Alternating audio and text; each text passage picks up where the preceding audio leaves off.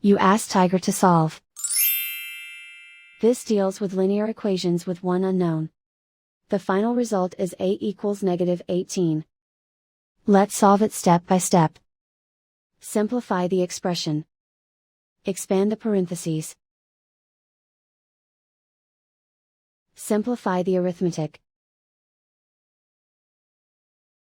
Group all constants on the right side of the equation.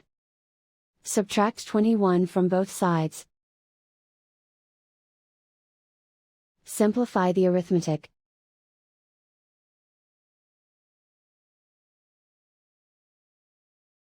Isolate the a. Divide both sides by 3. Simplify the fraction. Find the greatest common factor of the numerator and denominator. Factor out and cancel the greatest common factor. And so the final result is a equals -18.